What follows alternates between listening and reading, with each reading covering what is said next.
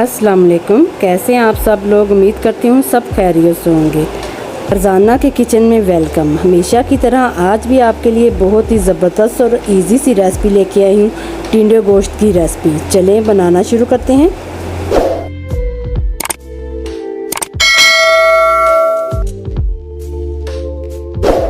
बिस्मिल्लाहिर्रहमानिर्रहीम। मटन लिया है आधा किलो और 1 किलो लिए हैं देसी टिंडे। ये मैं आपको दिखा रही हूँ कि इस तरह हमने इसको टक लगाया है छुरी की मदद से।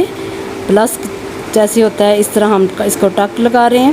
इसी तरह सारे टिंडों को हमने निशान लगा लेने हैं।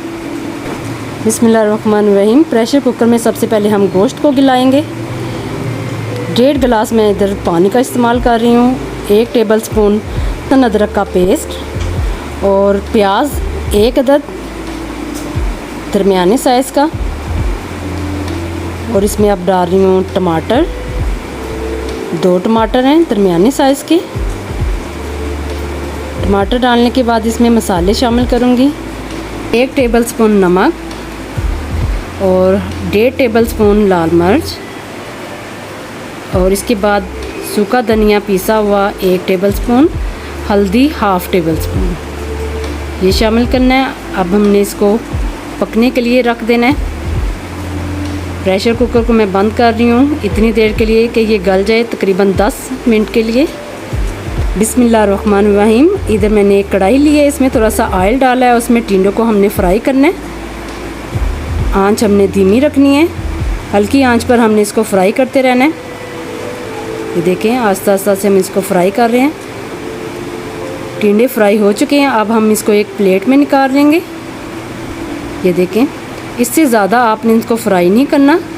गोश्त भी गल चुका है, इसको मैंने कढ़ाई में निकाल लिया है। अब इसमें 3 टेबल स्पून इसमें दही का शामिल कर रही हूँ। साथ साथ हमने इसको चम्मच को हिलाते रहना है, इसकी भुनाई करते रहना है। और 1/2 कप इसमें ऑयल का इस्तेमाल करूँगी। 1/2 कप पे ऑयल डालने के बाद हमने इसकी भुनाई करनी है। और साथ ही साबुत हरी मिर्च वो शामिल कर रही हूँ। इसमें 3 अदद डाल रही हूँ। गोश्त की भुनाई हो चुकी है। अब इसमें शामिल करूँगी फ्राई किए हुए टिंडे। और साथ ही इसमें पानी हमने शामिल करना है हस्बे ज़रूरत, जितना आपको चाहिए। इसमें तकरीबन 1.5 गिलास मैं पानी शामिल कर रही हूँ। थोड़ा सा और डालूँगी।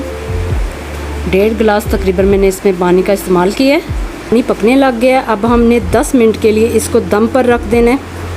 10 मिनट गुजर चुके हैं, टिंडे गोश्त बिल्कुल तैयार हो गए हैं।